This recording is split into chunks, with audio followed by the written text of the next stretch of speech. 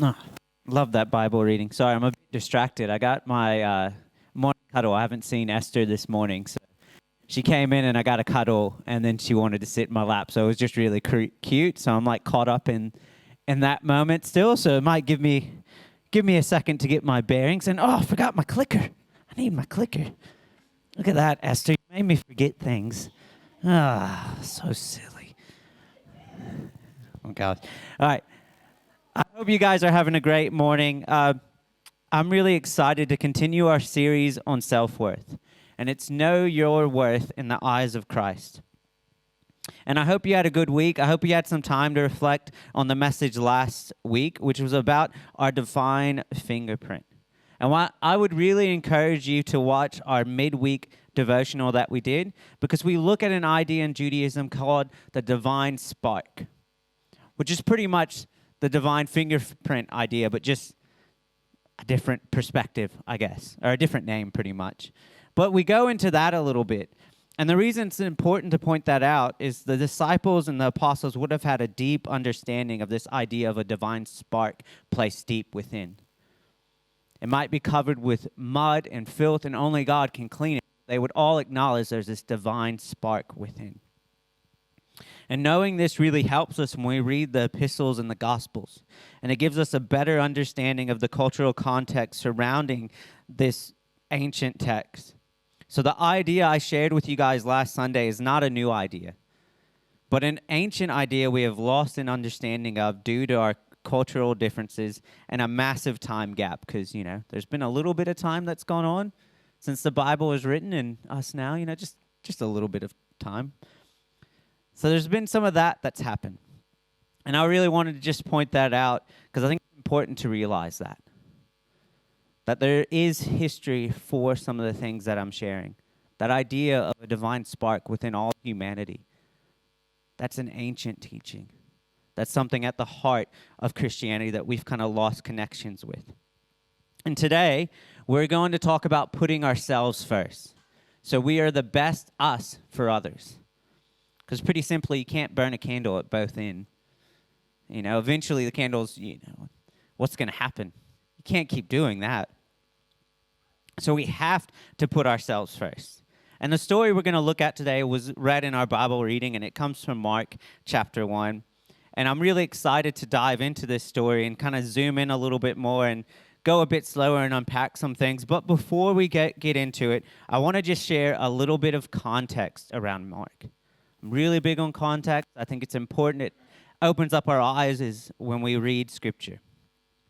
But some of the context around the gospel according to Mark. So that's what it's called in a lot of the ancient writings that they get. When it was written, they would title it the gospel according to Mark. So I've always liked that title. I think it's pretty cool. But that's what they would call it. But it's the first gospel account written. It was written around 70 AD. Is very possibly the oldest written account of the life of Jesus. Matthew and Luke use Mark's gospel to write their own. So scholars have looked, and you can see connections and threads where Matthew and Luke must have had a copy of Mark's gospel when they were writing their own, because they used some of it. And another thing that's important to remember with Mark is it's a vivid, action-packed narrative focused on showing the identity of Jesus. That's the heart of that gospel.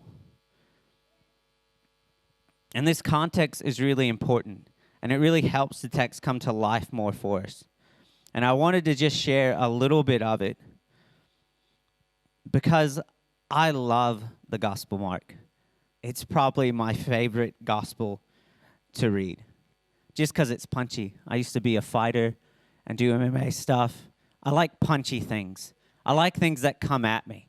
I don't like a lot of genealogies. That bores me a bit. I read through it because, you have to, and there's cool stuff in it if you know the history. But, man, I love Mark because it's just boom, boom, boom. He's just coming after you. And it's action-packed. So I love this gospel, and I love the way it's presented. And today, we're kind of looking at the very beginning, at Mark chapter 1, verses 29 to 39, which we read earlier, and I just want to break it down a bit. So let's dive straight in. The story starts off, and we read in Mark chapter 1, verse 29 to 30. And immediately he left the synagogue and entered the house of Simon and Andrew with James and John. Now Simon's mother-in-law lay ill with a fever, and immediately they told him about her. And I want to pause here for a minute because there's three things that get pointed out here that we can kind of skim over. The first thing is that Simon and Andrew's house was the base of operation for Jesus' Galilean ministry. So scholars believe that's where it happened. That was the hot spot. That's where Jesus made his little, base camp when he was there. Another thing to point out with how the text is written, Simon's mother-in-law appears to be the lady of the house, which is interesting because it means Simon and Andrew's parents must have died or moved or something's happened, because otherwise they would be the people of the house. But you have Simon's mother-in-law. And another interesting thing is there's some archaeological evidence which indicates Simon and Andrew's house was within 60 meters of the synagogue. So that means if you could throw a rock really well, you might be able to hit the synagogue with it. And it kind of makes sense of why that would have been Jesus' base of operation when he was in Galilee. Why not? It's a hot spot. People are coming and going. It's a good spot to locate. And I think knowing these things, just these three things, can paint a bigger picture for us with this story. It takes it from a 2D to a 3D in lots of ways. And I think it's important to do that sometimes. But let's keep reading. And I want to go to the next verse, verse 31. And this is what we read. And he came and took her by the hand and lifted her up, and the fever left her, and she began to serve them. I want to pause again just for a brief moment because I think this is really cool. I think this healing, according to the story, happens instantly. There's not time that goes by. It doesn't say any time's passed. It just says Jesus goes, grabs her by the hand. She's healed instantly. She gets up and she starts serving everybody. That's amazing. Like that just blows me away. But let's keep going. Because, otherwise, if I keep going one verse at a time, we might be here till after lunch, and no one wants that. Everyone will get hungry. So I'll keep going along. This is what we read in verse 32 to 34. That evening at sundown, they brought to him all who were sick or oppressed by demons, and the whole city was gathered together at the door. And he healed many who were sick and various diseases, and cast out many demons. And he would not permit the demons to speak because they knew him. So I think this is really interesting. So after this, healings happen to Simon's mother-in-law. There's a little bit of pause of time because Sabbath is still happening, right? So you can't do stuff on the Sabbath. So everyone kind of waits. And as soon as the sun goes down, boom, everyone knows about Simon's mother-in-law. They're all racing to get there. You have the whole city gathering. You have all these people being brought to Jesus. This is a lot happening. And that's what I mean about the Gospel of Mark. It's very action-packed because that's 5 verses I've read. And we've had a healing, we're having a giant house party, and we're having more healings in 5 verses. That's why I love the Gospel of Mark. It's awesome. Super punchy. I love how quickly this happens, how there's that little bit of pause there for them to wait for Sabbath to end. And then they go and gather at Simon and Andrew's house. Let's keep reading and see what happens next. And this is what we read in verse 35 to 39. And rising very early in the morning, while it was still dark, he departed and went out to a desolate place. And there he prayed. And Simon and those who were with him searched for him. And they found him and said to him, "Everyone is looking for you." Oh. Did I do that right? No. I missed that slide. Go me. I thought I double-checked these. Apologies. Oh, you just heard me read it. But I love that section. I love how they all get to him and say, "Everyone is looking for you." They're kind of like, "Come on, round 2. Like last night was great. We had that awesome gathering in front of the place. We got more people now. Like, come on, quick. It's round 2. We're not done yet. Like, this is why you're here, man. Like, what are you doing? And I love how Jesus responds, and you can see it on the screen, but this is what he says.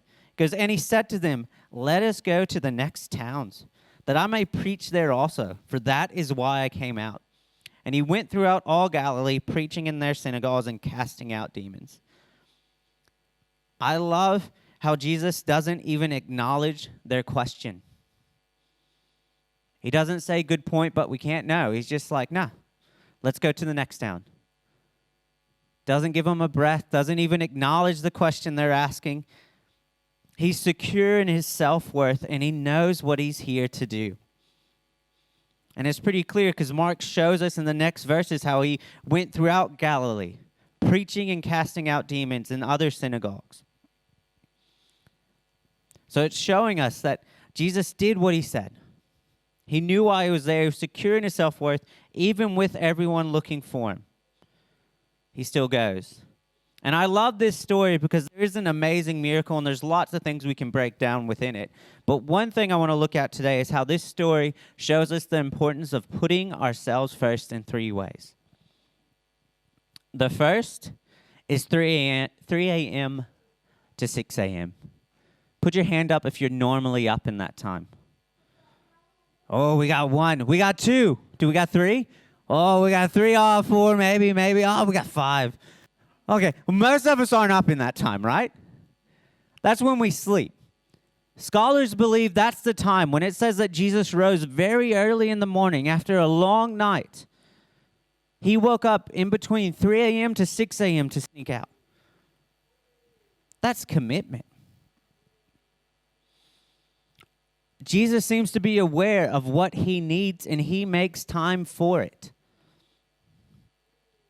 The next thing this story shows us is that we got to understand what healers did in ancient cultures. So in ancient cultures, there were other healers that were around. A lot of times, though, they would set up base camps. So they do a healing like Jesus did near, a good location, and then they make a camp. They build their empire. They grow their empire. They get, money for their family, so their family has a bit of money, and they make a business out of it. And the framework kind of seems to be set for Jesus to potentially do this in Galilee, because he's in a prime location right near the synagogue. But I love how Jesus is able to see a God perspective, which is bigger than the culture around him, allowing him to move beyond the cultural norms of his time. Because lots of times that's what healers did. They posted up in one spot. That's why people knew where to find them. They knew where to go. It made sense. You can make money out of it. You could look after your family and your siblings. But Jesus goes against that. And the next thing it kind of shows us is expectation and demand. Because it's pretty clear Jesus is in demand. Everyone was out in front of the house the night before. The disciples woke to go find him because everyone was looking for him. But I love how Jesus gives the expectations and demands put on him to God. And he just seems to take one step at a time, because he's confident with what God has called him to do. Taking all of this in and recognizing that we have a divine fingerprint and that we are a person of value, are we going to put ourselves first so we can be the best us for others? Are we going to follow the example of Jesus? Because this isn't just one example. If you read the Gospels, there's lots of times Jesus sneaks off. He looks after himself. He goes to some mountainside. He goes out in nature away from people. Are we going to follow the example Christ left for us? And this is important because, like I said earlier, we can't burn the candle at both ends forever. And we'll burn out and be of no use to anyone. I don't know if anyone here has ever seen someone burn out or been around it, but they're usually a bit useless for a long time. And it takes a lot of work for them to get back going. And I was close to burning out recently, so I'm not good at this. I'm confessing I burned the candle at 3 ends, or 4 ends. I just keep making more ends and keep burning the candle. I find different ways to light it and keep going. And I was really close to burning out. Luckily, at a church board that kept telling me I need to look after myself. And then I had a counselor kick me up the bum as well and tell me I need to look after myself. So I did it. And ever since that moment, I've been trying to make sure it doesn't happen again. And being so close to burnout, seeing some of the things that was happening in my family, seeing the person I was slowly becoming, the way I was treating my kids, the way I was treating my wife at times, I don't want that to happen again. So I realize now the importance of putting myself first at times because I'm a person of worth. I have a divine fingerprint within. We all do. So if anyone's ever told you different, that you're not a person of worth, I want to apologize for their mistake and say that you are a person of value. That's why Christ came and died on the cross for you. And something I do now is I try to follow 3 ways of Jesus found in our story this morning. I'm really not good with my slides this morning. Man, Esther just messed up my whole thing with the cuddle before I got up here. That's what I'm blaming it on. But the 3 ways of Jesus found in our story this morning. The first is making time for it. Whatever it is that fills your cup, make time for it. If it's going to the gym, if it's going for a walk, if it's reading your Bible, if it's sitting and praying, if it's turning on worship music and just listening to worship music, whatever it is that fills your cup, that you get done doing and you feel lighter, make time for it. And not only that, look out for the people that you're close to. This is something Kim and I have gotten lots better at. We look out for each other. Because you can tell when those people you're really close to and have good, deep relationships with, you can tell when they're starting to get a bit tired. They're burning the candles too much. And you can help them. You can poke them along and say, hey, why don't you go make time for something? And you know what? It doesn't even have to be something spiritual. It's great if it is. If it's reading your Bible, listening to worship music, or contemplating, that's awesome. But it could be as simple as going to see a movie. Maybe that fills your cup. If that's what it is, then do it sometimes when you really need to. The next thing is think bigger than our culture. So a lot of times in our culture, in our society, we get prescribed a way that we should be. Stuff that we should do. And I want you to try to think outside of that. For example, not many people have known about a pastor and a school chaplain who used to be a professional MMA fighter. But that helped me in lots of ways. I thought outside of what people told me I was supposed to do. I still recently, you might chuckle at this, but I bought a skateboard recently. So I got a new longboard, and I ride that around and feel like a little kid and then get scared and jump off and run so I don't fall, or sometimes I jump off and I roll with it because I'm not good at braking. But, do something like that. Or another thing, full disclosure, love going to the gym. That's part of how I unwind. If anyone could listen to the music in my headphones, they would laugh. 9 times out of 10, I'm listening to some hip-hop, and I'm dancing in my brain. I'm not dancing out because then, people will look at me and I can't dance well. But I'm thinking outside of culture. Outside the way culture tells me I should be as a 31-year-old man who's a pastor and has a family. I can think outside of that just like Jesus did in the story. And then the last thing we need to do is we need to giving God the expectations and demands put on us. And all of us have different demands put on us. It might be because of the job that we have, or it could be family life, whatever it is. Like I know for me, a big demand and expectation is parenting. I first started as a parent, and I love and hate Instagram because you see the perfect photos. All these family outings that are fantastic. And then my family outings will be fantastic for maybe 10 minutes. And then usually there's a fight, and you're like, what did I do wrong? You got to give those expectations to God. Trust God with it. Your family's unique.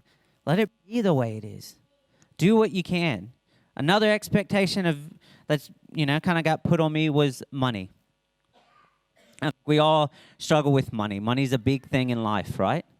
It's kind of unfortunately how the world goes around. You want groceries, you got to go pay money. You can't just say, look, I'm good for it. Or look, let me get 2 trolleys full and I'll come back next week and sweep the floors for you. Like we can't do that, unfortunately. But there's all these expectations and demands with our money. How often do we give that to God? How often do we trust God with it? How often do we follow his prompting if he puts it on our hearts to give to something?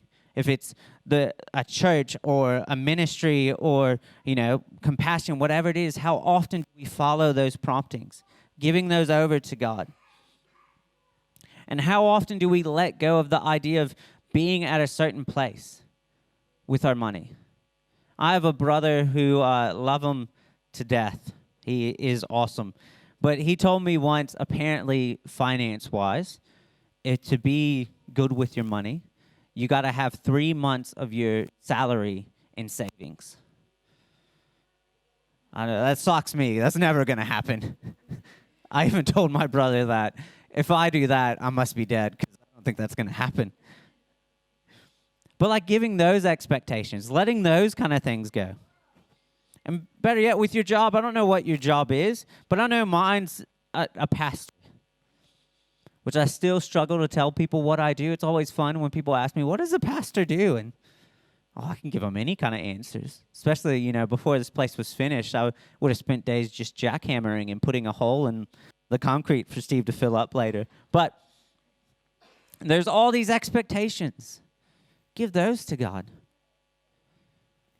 I'm not going to stress about what a pastor should do or how a pastor should dress or act and all these things. I'm going to trust God with who I am. I'm going to give the expectation and demands that are put on a pastor to live a certain way or do a certain thing with the church to God and trust God with it. Trusting him to lead the church. I've seen too many pastors, and I almost made the mistake when I came here of thinking it was my job to lead anything. It's not. It's my job to be quiet and get out of God's way. That's all I really got to do. And that makes it a lot easier. So I don't know what it looks like for you to put yourself first by following the 3 ways of Jesus that we found in our story today.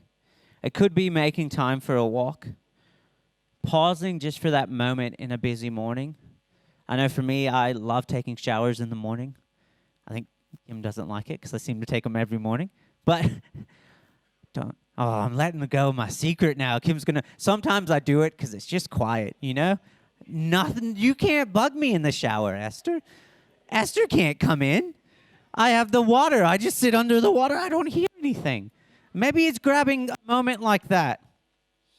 Or maybe it's watching the sunset or the sunrise if you wake up at 3 a.m. I know I'm not probably going to wake up that early. Or looking at the stars at night, learning something new like dancing or basketball or lawn bowls or chess or checkers or poker, I don't know. Being different than what culture tells you to be. Or giving all the expectations and demands that are put on you to God. There could be several ways. And I really want to encourage you to start by making the micro changes that lead to big things. Sometimes when we go to change things in our lives, we think of these really big, grand things. Like I know I watched a great thing that told me how bad phones were and how we shouldn't have phones at night and you got to focus with family, all important stuff. So I said, right, that's it. I'm not touching my phone any time after work now. I'm going to put it on the charger. I even got like a charger base station thing that failed miserably where I was going to make everyone charge stuff. Nothing changed. But sometimes that's what we try to do. We want the big change, but maybe start small. I got a little reminder that tells me now to miss one phone call after 5 p.m. So sorry if you call me after 5 and I miss your call. Now you know my secret. But just trying to do something little. Do a little micro change. You look at coaches for these sporting teams. When these great coaches get into a team, they don't change everything at once. They change little bit by little bit. And before you know it, 2 or 3 years down the track, it's one of the best sporting teams around. And I think that's what we got to do when it comes to this. Looking for those micro changes, whatever that might be for us. And my heart, and I know God's heart, is for you to know the importance of putting yourself first because you have self-worth.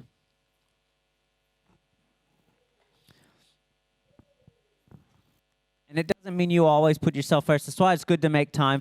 If you have a friend who says, oh, I need to, look after myself. And it's like every 2 days they're going away for 3 hours and leaving their wife and kids at home. Maybe you need to pull that friend up and be like, hey, I think that might be a bit too much. But we can't be scared of putting ourselves first. Because that's what we do as Christians. We don't want to put ourselves first. I'm supposed to serve others, right? That's what God wants me to do. Well, you're not going to help anyone if you're not doing good on the inside. I would much rather take the risk of putting myself first at times. And if I misjudge and do it too much, I'm pretty confident I have one person in my life that would let me know pretty quickly. But I'll take the risk because I need to put myself first so I'm the best person I can be, the best version of myself to my wife and to my kids. And for this church. If I spend endless hours coming up with ideas and stuff, I'm going to burn out. We got to be the best us we can be for where God's placed us. Because we are a person of worth. So I really want you guys to take that in and to sit this week with what that looks like for you. What it means to put yourself first at times. And it could be little things, it could be big things, I don't know. I mean, you could take Kim's likes going into forest. That's her thing. She'll go to GM Forest, which I don't think, is GM Forest a national park? Yeah. I don't know. She has a forest out near GM Way that she just goes wandering through. So I don't know what it is. It could be hiking. It could be whatever it is. Whatever fills your cup that makes you feel lighter, find a way to make time for it. Find a way to think outside of the culture. And find a way to give all the expectation and demands that are put on you to God. Because you're a person of worth and we're not meant to carry all that stuff on our own.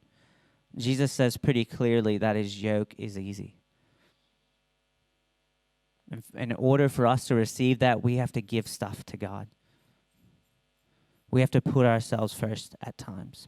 And I want to invite the band back up who's going to, I think, lead us in one or two songs. And I'm just going to close in prayer. If anyone wants prayer at all, we've kind of made our little prayer space, prayer section over here near where morning tea is. So feel free to come over there if you need prayer for anything. I'll be over there. I don't think Carol's here, so I'm on my own. It's a bit sad. But yeah, if anyone needs prayer, feel free to come over while the band plays. I'm just going to close in prayer. God, I really thank you for who you are. I thank you for speaking to us this morning. I thank you for being with us. I just really pray that you'll help us see that we're a person of worth. See that we have your divine fingerprint deep within. And to put ourselves first at time. So we can make sure our cups don't run empty. Because we can't keep burning the candle at both ends forever. So help us. So we can be the best version of us for those around us. For the areas you have placed us in. For the calling you have put on us. And I really pray that you'll help each of us do that. You'll help each of us look out for those that we're close to, if it's a friend, if it's a partner, whatever it is. I just pray that you'll help us look out for those we're close to. Look out when they're burning the candle too much. Help them put themselves first in some ways. Help them to give you all the expectation and demands. Because we're not meant to do this on our own. And it's very clear that your yoke is easy. So allow us to give all the expectation and demands to you. In your amazing name, amen.